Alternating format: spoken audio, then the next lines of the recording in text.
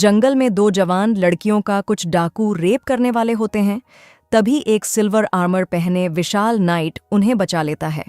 कुछ घंटे पहले ही वह नाइट, जो असल में जापान का एक गेमर था, अपने गेम के कैरेक्टर में जाग उठा था, जिसके पास सबसे बेहतरीन आर्मर और वेपन्स थे और उसकी सभी फिजिकल और मैजिकल स्किल्स भी मौजूद थीं।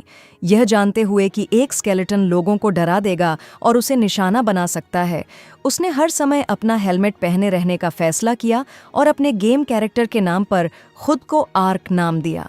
जिस पहले शहर में वह पहुंचा, वहां उसे एक फीमेल एल्फ दिखाई दी, लेकिन वह गायब हो गई। क्योंकि उसके पास पैसे नहीं थे, इसलिए उसने एक एडवेंचरर बनने की कोशिश की, लेकिन इसके लिए उसे 3 दुश्मनों को मारकर अपना लाइसेंस हासिल करना था। जंगल में उसने एक बुल बोर और एक ऑर्क को मारा, और जब वह तीसरे दुश्मन की तलाश कर रहा था, तभी उसने देखा कि कुछ डाकू एक बग्घी पर हमला कर रहे हैं। उसने देखा कि 2 जवान लड़कियों का रेप होने वाला है, तो उसने उन डाकुओं को बेरहमी से मार डाला। वे लड़कियां एक नोबल फैमिली की लॉरेन लुविरिए और उसकी मेड रीटा थीं। जब वे दोनों ठीक हो रही थीं, तब आर्क ने चुपके से डाकुओं का सारा कीमती सामान लूट लिया और फिर उन्हें शहर तक पहुंचाया। डाकुओं और ऑर्क को मारने के बाद उसे अपना लाइसेंस और अपना पहला खाना डाकुओं के पैसों से मिल गया। यह सोचकर कि शायद वह हमेशा के लिए इस नई दुनिया में फंस गया है, आर्क ने अपनी इस नई जिंदगी का मजा लेने का फैसला किया। आर्क ने मार्का नाम की एक लड़की को बचाने का काम लिया जब वह मेडिसिनल हर्ब्स इकट्ठा कर रही थी। आर्क को इस बात पर हैरानी हुई कि मार्का इतनी जल्दी में क्यों थी। मार्का ने बताया कि वह नहीं चाहती कि उसकी मां सियोना, जो मार्का के पिता की मौत के बाद से ही ओवर प्रोटेक्टिव हो गई थी, को इस बारे में पता चले। उन्हें रास्ते में एक घायल कित्सुने मिला, जिसे आर्क ने ठीक कर दिया।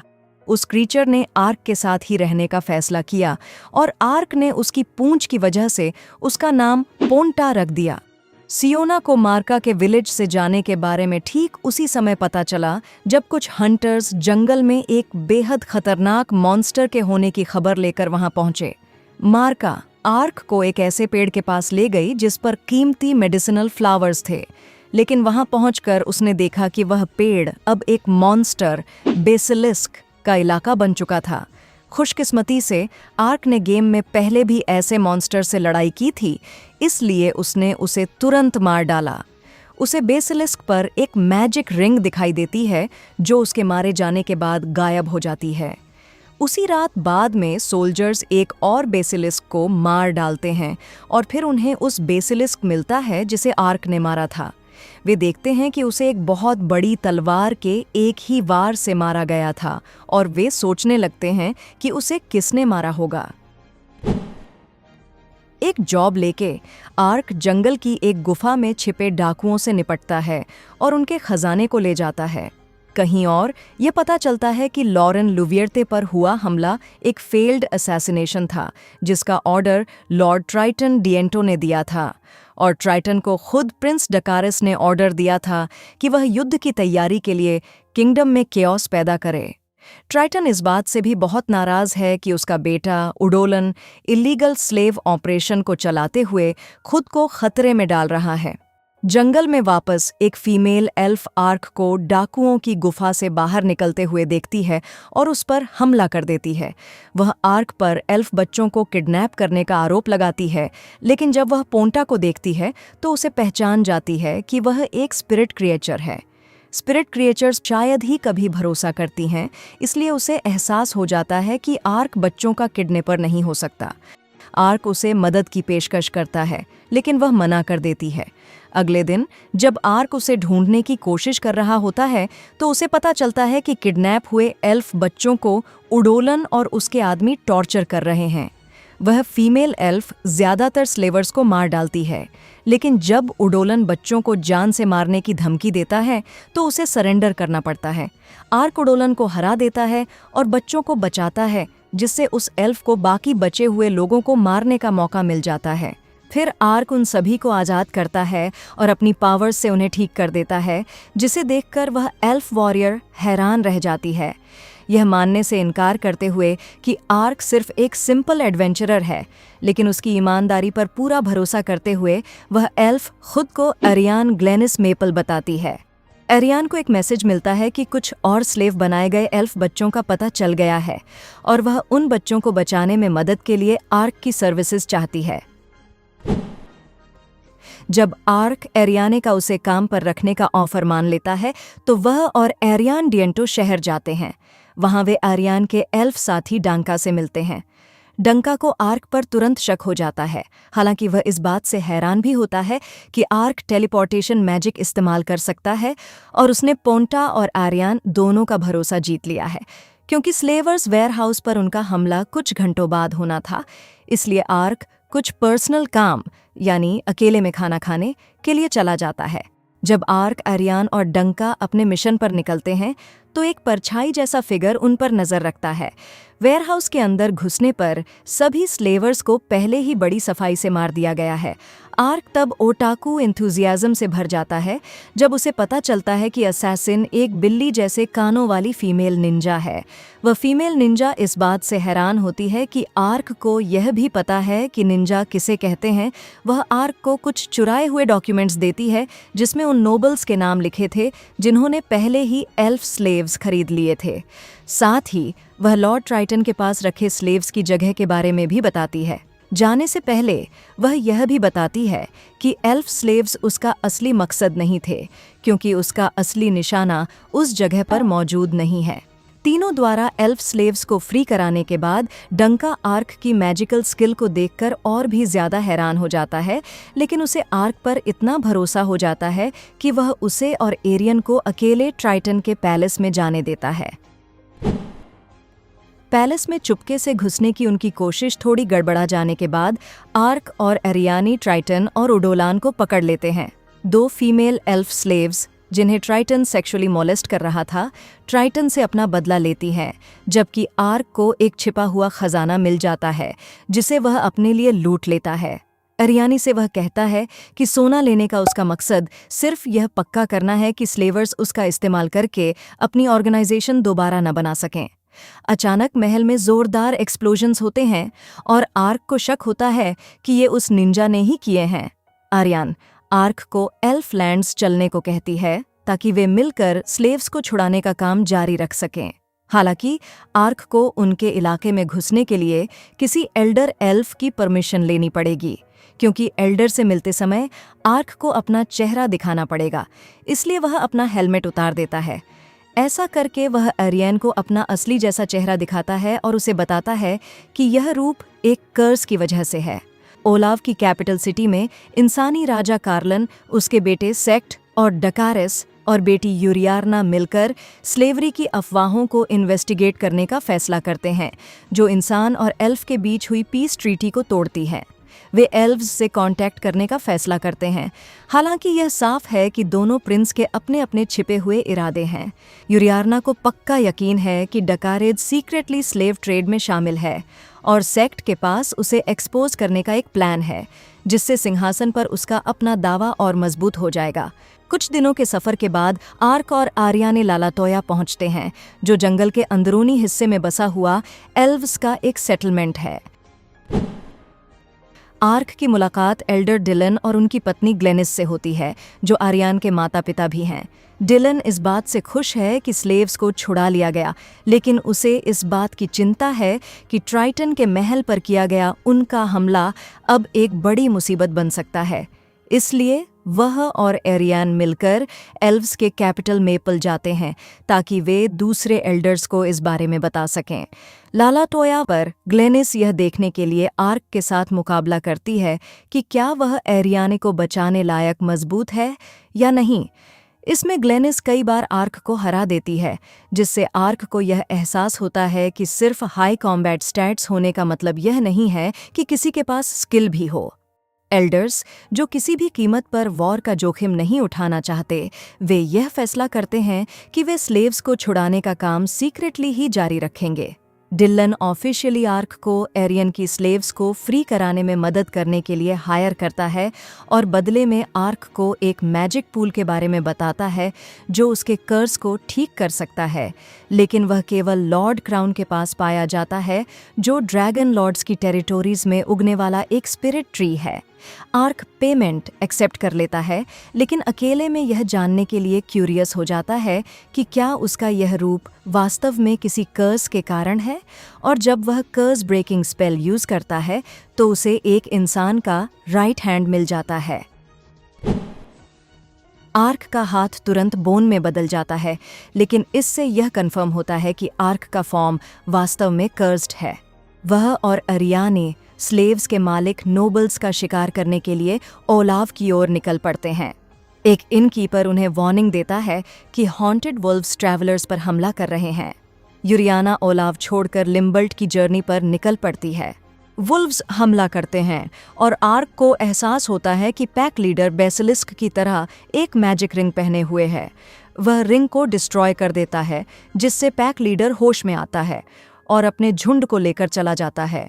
जब अरियानी मारे गए वुल्व्स के फर को लेती है तो पोंटा को खतरे का एहसास होता है और वह आर्क को उस जगह ले जाता है जहां यूरियाना पर हमला हुआ है, और यूरियाना, उसकी मेड फरना और उसके लॉयल गार्ड्स को असैसिन्स ने मार डाला है। किलर्स उस पर हमला करते हैं, लेकिन आर्क का आर्मर उनके हथियारों और जादू से अनअफेक्टेड रहता है और वुल्व्स की अनएक्सपेक्टेड मदद से वह उनमें से कई को मार गिराता है। एक पावरफुल रिजुविनेशन स्पेल का यूज करके आर्क यूरियाना, फरना और कई लॉयल गार्ड्स को फिर से जिंदा करता है। आर्क उन्हें जिंदा करने वाले स्पेल की मोरालिटी के बारे में अनश्योर है और उसने जो किया उसे अरियाने से छुपाता है। ओलाव पहुंचकर वे एक यंग वुमन को कुछ गुंडों को हराते हुए देखते हैं और आर्क उसे बिल्ली के कान वाली निंजा के रूप में पहचान लेता है। जिनशन क्लैन की निंजा चियोमे ह्यूमंस द्वारा स्लेव बनाई गई अपनी स्पीशीज के मेंबर्स की तलाश कर रही है और आर्क से पूछती है कि वह निंजा के बारे में कैसे जानता है, क्योंकि यह शब्द उनके ग्रेट फाउंडर हांजो नामक एक इंसान द्वारा बनाया गया था। चियोम उनसे मदद मांगती है और आर्क की एम्प्लॉयर होने के नाते अरियान मान जाती है। डका रेयर्स इस बात से बेहद गुस्से में है कि हॉन्टेड वुल्व्स यूरियाना को मारने में नाकाम रहे और अपने खिलाफ बदले की साजिश का शक करते हुए उसके सबोर्डिनेट सेट्रियन उसे एक सेफ हाउस पर भेज देता है। चियोमे आर्क और एरियन को एडजेट स्लेव मार्केट पर चुपके से हमला करने के लिए कहती है ताकि सिटी गार्ड्स का ध्यान भटकाया जा सके और निंजा दूसरे मार्केट्स में घुसपैठ कर सकें। चियोमे गोएमोन नाम के एक साथी निंजा को मदद के लिए बुलाती है, क्योंकि गोएमोन आर्क की तरह ही लंबा और पावरफुल है, इसलिए वे इंस्टिंक्टिवली एक दूसरे को चैलेंज देते हैं। फिर यह महसूस करते हुए कि वे बराबर के हैं, तुरंत दोस्त बन जाते हैं। आर्क और गोएमोन मेन एंट्रेंस पर हमला करते हैं और एक दूसरे से आगे निकलने की होड़ में लग जाते हैं, जबकि चियोमे और एरियन पीछे से अपना हमला तैयार कर रही होती हैं। हमले की खबर सुनकर डैकरेस स्लेव मार्केट्स को बचाने के लिए सोल्जर्स भेजता है। एरियाने और चियोम ने गार्ड्स को मारते हुए स्लेव्स को फ्री करना शुरू कर दिया। गोएमोन ने आर्क को एरियाने और चियोम के साथ शामिल होने के लिए भेजा, जबकि वह आने वाली आर्मी को रोकने के लिए वहां मौजूद था। बीस्ट पीपल को आसानी से फ्री कर दिया गया, लेकिन आर्क, एरियान और चियोम को एक सेल मिला जो मरे हुए स्लेव्स से भरा हुआ था। इन स्लेव्स को या तो मार दिया गया था या मरने के लिए छोड़ दिया गया था। आर्क ने सर्वाइवर्स को सुरक्षित जगह टेलीपोर्ट किया, फिर गोएमोन के साथ मिलकर सोल्जर्स का मार दिया और मार्केट को डिस्ट्रॉय कर दिया।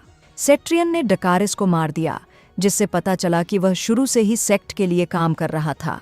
क्योंकि यूरियाना का पता नहीं चला था, इसलिए सेक्ट ने डकैरिस को यूरियाना की मौत के लिए फंसा दिया, जिससे वह रोडन के सिंहासन का एकमात्र उत्तराधिकारी बन गया। यूरियाना लिम्बल्ट पहुंचती है और सीरियार्ना से डकारिस की मौत के बारे में जानती है। उसे एहसास होता है कि सेक्ट ने ही शायद उसके मर्डर की साजिश रची थी और वह फिलहाल उसके सर्वाइवल की बात सीक्रेट रखने का फैसला करती है।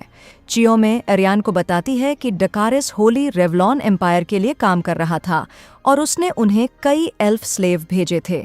होली रेवलन एम्पायर की कैपिटल सिटी में एम्परर डोमिटियानस इस बात से इम्प्रेस हैं कि सेक्ट ने डकारेस और यूरियार्ना दोनों को खत्म कर दिया है, लेकिन उन्हें इस बात पर ज्यादा हैरानी है कि किसी ने उन रिंग्स को डिस्ट्रॉय कर दिया है जो उन्होंने डकारेस को दी थीं और जो वुल्व्स और बेसिलिस्क को कंट्रोल करती थीं।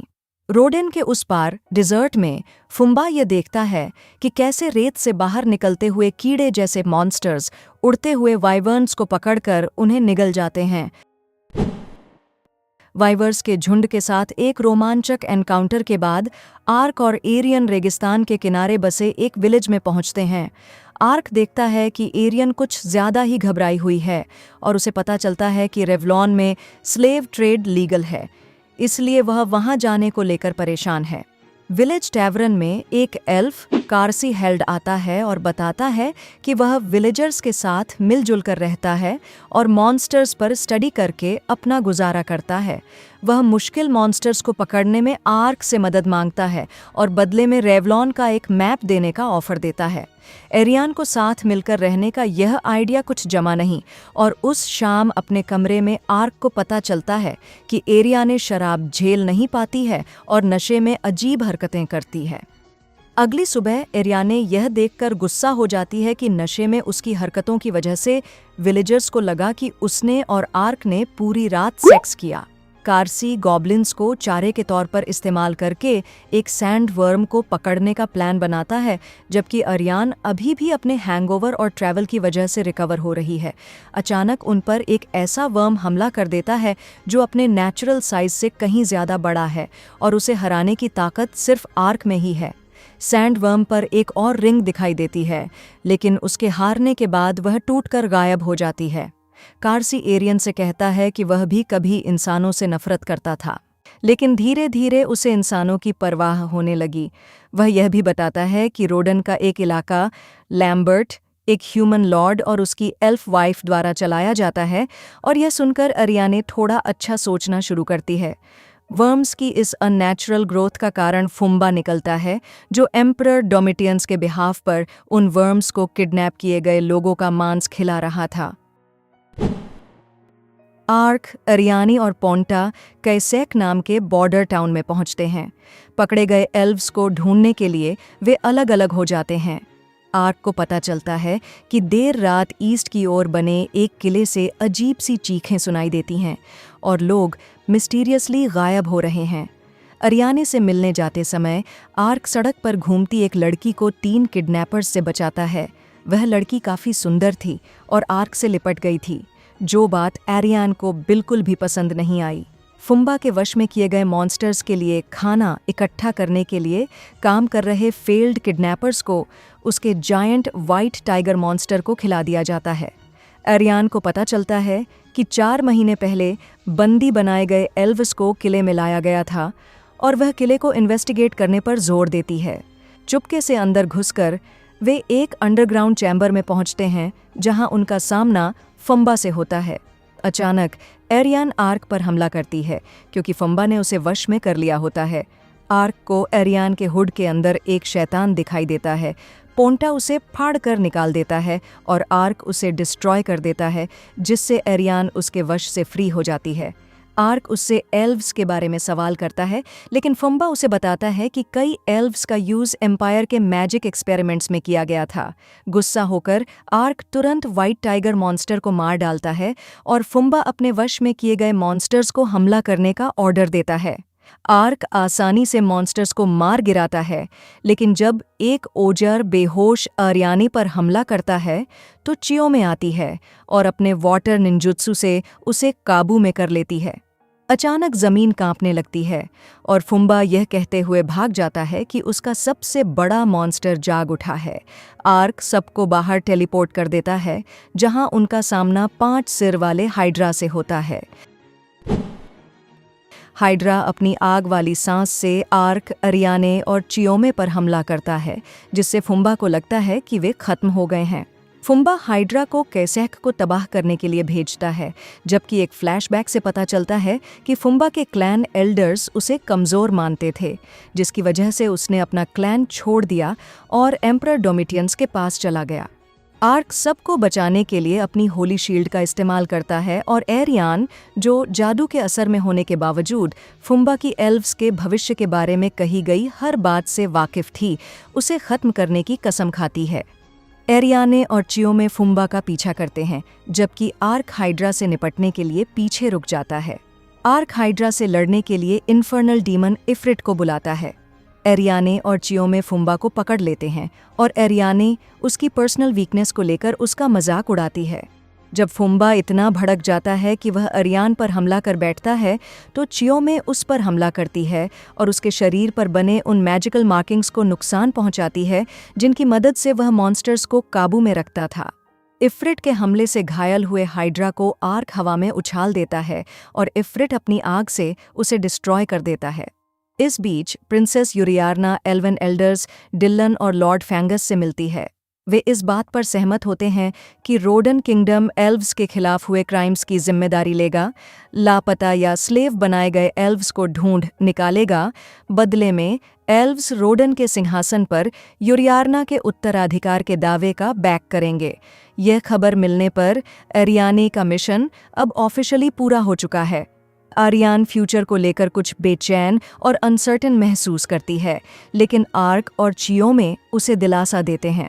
सेक्ट इस खबर से परेशान हो जाता है कि यूरियार्ना बच गई है और उसने एल्वेस के साथ समझौता कर लिया है। यूरियार्ना अपने चमत्कारी रिवाइवल के बाद अपनी किस्मत के बारे में सोचती है। डोमिटियंस को फुम्बा और उसके मॉन्स्टर्स के मारे जाने की खबर मिलती है। चियोमे पहली बार आर्क का बिना हेलमेट वाला चेहरा देखती है और आर्क अपने दोस्तों के साथ अपनी जर्नी जारी रखने का फैसला करता है।